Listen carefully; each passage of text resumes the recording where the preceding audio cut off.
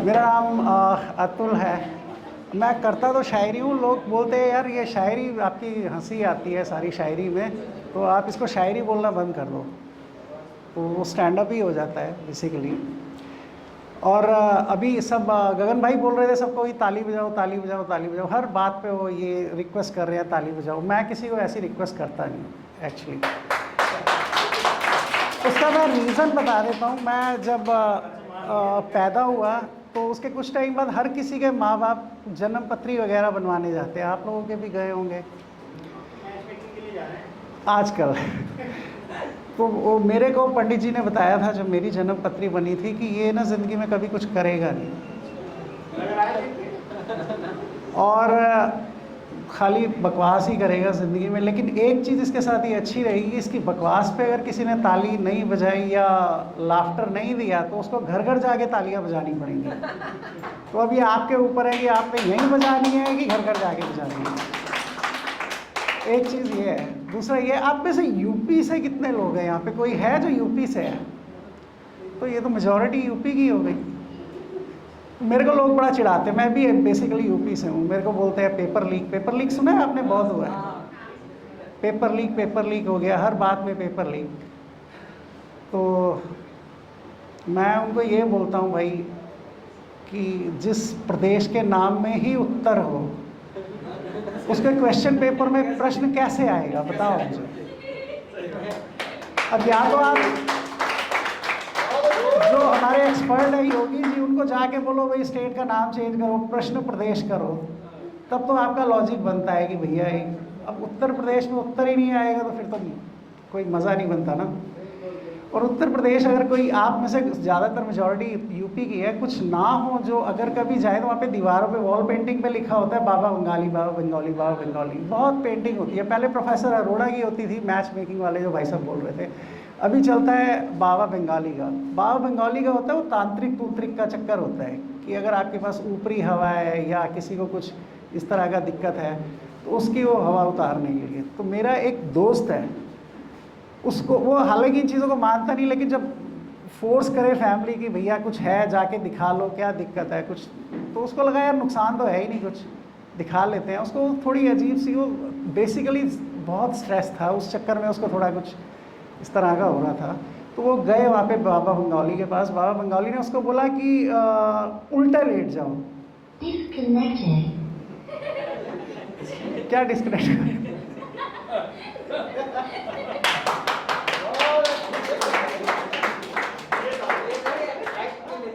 तो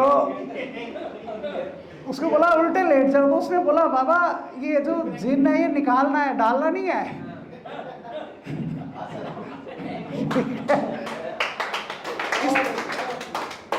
और जो भाई इतना अच्छा भी नहीं कर रहा मैं। तो जिन आ गया इसके अंदर, है ना। जो ग्रेजुएशन कितने लोग कर रहे हैं यहाँ पे? है कोई जो ग्रेजुएशन वगैरह कर रहे हैं या पढ़ाई कर रहे हैं कुछ? CUET का नाम सुना है आपने? CUET का एग्ज़ाम होता है ना। अभी लास्ट ईयर से शुरू, लास्ट ईयर 2 साल से शुरू हुआ है। तो उसमें क्या हुआ कि CUET के एग्ज़ाम के लिए मेरा एक दोस्त है, उसके फादर का नाम है, मतलब सरनेम है पुरी, मिस्टर पुरी पुरी बोलते हैं उनको। तो वो अपने बेटे के एग्ज़ाम के लिए गए, एक फॉर्म सबमिट करना था IB यूनिवर्सिटी में। तो जब हमने फॉर्म सबमिट किया तो वो क्लर्क आ गया हमारे पास वापस फॉर्म लेके, कह रहा सर आपने फॉर्म गलत भर दिया। तो हमने पूछा नहीं नहीं ठीक भरा है। कहता नहीं नहीं आप देखो आपने फॉर्म गलत भरा हुआ है, जहाँ पे आपने नाम भरना था वहाँ एड्रेस भर दिया। तो उन्होंने जब देखा फॉर्म, उसमें लिखा हुआ था नेम ऑफ द एप्लीकेंट, वहाँ पे लिखा हुआ था विकास पुरी। तो उन्होंने कहा यार ये मेरे बेटे का नाम ही विकास है बॉस, और मेरा सरनेम पुरी है, तो ये विकास पुरी है। तो उसको लगा यार ये मैंने सोचा नहीं विकास पुरी। तो थोड़ा उसको ना थोड़ा ऐसे ही आपके जैसे स्माइल किया उसने। फिर उसने बोला सर आपका नाम क्या है? वो बोला मेरा नाम गोविंद पुरी है। तो उसने फिर फॉर्म पे एक नज़र डाली तो माता का नाम था सीमा पुरी। तो बोला ये विकास की कोई सिस्टर है? बोला हाँ। उसका नाम क्या? बोला माया। उसका नाम माया पुरी है। तो उसको बड़ा मज़ा आया, कह रहा यार क्या फैमिली है। तो उसने पूछा कि इसका विकास का कोई दोस्त है? कह रहा हाँ एक है, एक ही है, बहुत अच्छा फास्ट फ्रेंड है, उसका नाम श्रीनिवास है, श्रीनिवासपुरी। तो उसने बोला आप एक काम करो सर, यहाँ आपका नहीं हो पाएगा इस वाले कैंपस में, आप यहाँ से दूसरे कैंपस में चले जाओ। वो भी मज़े लेने लगा। उन्होंने पूछा कहाँ चले जाएगा? तो जहांगीरपुरी चले जाए। उसने उसको फिर जाके जहांगीरपुरी भेज दिया। इस तरह की कई कोइंसिडेंट बड़ी फनी सी हो जाती हैं, मतलब आपको लगता है कि ये मजाक है, बट एक्चुअली ये ऐसा होता है। अभी क्या है कि तालियों का हम लोग, जैसे हम स्टैंड अप करते हैं या आर्टिस्ट हैं, बहुत सारे यहाँ पे परफॉर्मर्स हैं, कोई पोइट्री करता है, कोई सिंगिंग करता है, तो जब आप स्टेज पे आते हैं ना, आपको सबसे ज़्यादा सुख देती है ना चीज़, वो तालियाँ। और हम जैसे स्टैंड अप करते हैं तो लाफ्टर वगैरह ये है। तो मेरे को बचपन से ये तालियों वालियों का बड़ा शौक। जब मैंने स्टार्ट किया तो ये स्टैंड अप वगैरह या कॉमेडी वगैरह, तो मेरे को तालियों से बड़ा मज़ा आता था, बहुत अच्छा लगता था। तो मेरी जब शादी हुई और मेरी सुहागरात पे मेरी बीवी मेरे सामने आके बैठी, तो उसने मुझे पूछा ये वाली बात कि मैंने सुना है कि तुम्हारे दोस्त बता रहे थे कि तुम ये मजाक बड़ा करते हो। तो मैंने कहा हाँ, मैं थोड़ा बहुत ऐसे ही कर लेता हूँ, गैदरिंग वूदरिंग होती है, सर्कल सा बन जाता है, थोड़े जोक्स वगैरह कर लेता हूँ। उसने कहा सुनाओ। अब मेरी सुहागरात पे वो मुझे कह रही है कि जोक सुनाओ, तो मैंने उसको 3 4 5 जोक सुना दिए। तो बहुत पहले तो एक तो शादी है, सुहागरात है, तो थोड़ा शर्माई सी, फिर मुस्कुराई, कह रही बहुत अच्छे थे। मैंने कहा इनसे काम नहीं चलेगा, ताली बजाओ। तो हम लोग ताली के इतने भूखे होते हैं कि अपनी सुहागरात में हम तालियां बजवा रहे होते हैं। और मैं, जैसे आप मुझे पूछ रहे थे कि सर 18+ 19+ वाला, मैं बहुत एक्चुअली मैं ब्राह्मण आदमी हूँ, पंडित आदमी, बड़ा शरीफ आदमी हूँ। मेरी जब जैसे मैं बता रहा था शादी हुई, जब मैं अपने हनीमून पे जा रहा था, तो मेरे फ्रेंड्स वगैरह मेरे को आए स्टेशन पे छोड़ने, तो वो बड़ा ऐसे ऐसे देखी जाए मुझे। मैंने कहा भैया क्या हो गया, मैं हनीमून पे जा रहा हूँ। तो कह रहा है बीवी कहाँ है तेरी, भाभी कहाँ है? कश्मीर देखा हुआ है उसने यार। तो मैं इतना सीधा आदमी कि बताओ, मैं खुद हनीमून पे भी अकेला जा रहा था। मैं 18+ और 19+ में कहाँ फंसूंगा। अभी जब मैं इधर आ रहा था, तो 2 चीज़ें मैं बता दूं यहाँ पे, इस वाले शो में मैं क्यों आया हूँ। ये डे टाइम में है, आपने 11 बजे से टाइम था, 11 से 4 का, कई में है वहाँ पे शाम को स्टार्ट होते हैं। तो मैं गया, कई लोग क्या है उनको ना थोड़ा सा हिंदी और इंग्लिश का बड़ा ना, वो सोचते हैं कि अगर वो हिंदी बोल रहे हैं तो थोड़ा इन्फीरियर सा फील करते हैं, वो थोड़ा तुच्छ लगते हैं, वो इंग्लिश में बोलने की कोशिश करते हैं, हालांकि उनकी इंग्लिश इतनी पॉलिश नहीं होती। लेकिन हिंदी में अगर बोले कोई चीज़ तो इतना बुरा तो नहीं है, तो इंग्लिश में ज़बरदस्ती पे लेंगे और कोई चीज़ पे लेंगे। तो एक लड़के ने मेरे साथ एक सेल्फी ले ली और उसने अपने इंस्टा पे डाल दी, और कैप्शन उसने डाला है, ग्रेट नाइट विद अतुल। और मेरे दोस्त मुझे कह रहे यार तूने बताया नहीं हमें, भाई आजा फिर, आज हमारा फ्लैट खाली है। और कोई किसी ने करण जौहर, कोई मीठा। तो पहले मुझे समझ ही नहीं, बिकॉज मैंने इंस्टा चेक नहीं किया था कि ये हो क्या रहा है। फिर उसने मुझे किसी ने बताया कि इंस्टा पे जाके चेक कर, कुछ भसड़ हो गई है वहाँ पे जाके। तो इससे पहले कि मैं चेक करता, भाई ने दूसरी एक और पोस्ट डाल दी थी। उस पोस्ट में उसने लिखा था, if you want to book him, massage him directly. Message को मसाज कर रखा था।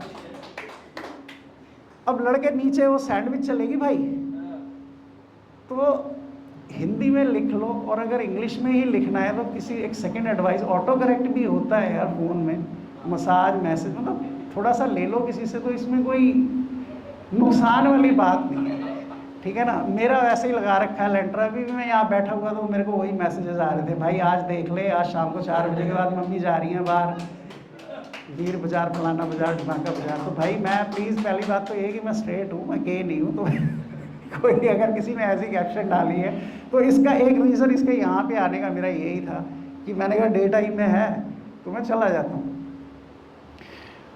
वैसे एक चीज़ मैं आपको बताऊँ, यहाँ पे सब एडल्ट्स बैठे हैं और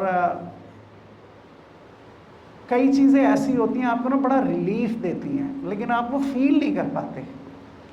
जैसे आपने यहाँ पे फीमेल्स बैठी हुई हैं 2-3, मैं बताऊँ, हम लड़के क्या करते हैं, हमारा इंटरेस्ट होता है, हम कहीं भी जाएं, हम ना ब्रा ब्रू का स्ट्रैप भी दिख जाए ना तो हमारे लिए बहुत होता है, हमें लगता है कि जैसे जन्नत मिल गई, इतनी सी चीज़ में हमें सुख मिल जाता है। या जैसे कई यंग जनरेशन होती है जो छोटे रिमोट एरिया से होते हैं, यूपी से, उनको उन्होंने कभी लड़की को देखा नहीं होता, कोएड में पढ़े नहीं होते, तो उनको अगर आधा किलो मतलब आधा लीटर की थैली भी दूध की मंगा ले तो उनका काम पूरा हो जाता है, वो घर लाते लाते वो पूरा एंजॉय कर लेते हैं। तो हुआ कि हम भी, मैं बिकॉज मैं यूपी से हूँ, मैं भी कोएड में पढ़ा नहीं था, तो हम लोग भी उसी एज से निकल रहे थे, हार्मोन्स चेंज हो रहे थे, बढ़ रहे थे, तो होता है उसमें। तो हमारे एक दोस्त ने क्या किया, एक दोपहर को ना हमारे पड़ोस में 4 घर छोड़ के एक भाभी जी आई थी, उन्होंने अपनी वो नई शादी हुई थी ब्रा डाल दी सूखने के लिए, तो मेरा दोस्त वो उतार के ले आया भरी दोपहरी में। अब कौन होता है दोपहरी में, और मैं ना मोटा था, बहुत मोटा था पहले, और मैं बता रहा हूँ जब मैं 11th और 12th के बीच की बात है, उस टाइम में आपको पता है बच्चे थोड़े मजाकिया और या इस तरह की चीज़ें चलती हैं। तो हम बैठे हुए थे, मैंने बनियान पहनी हुई थी, शॉर्ट्स पहने हुए थे, तो उसने मुझे देखा, फिर मुझे बोला पहन, क्योंकि मैं मोटा था तो मेरे ये ना ज़रा निपल्स वगैरह ज़्यादा ही अच्छे दिखते थे।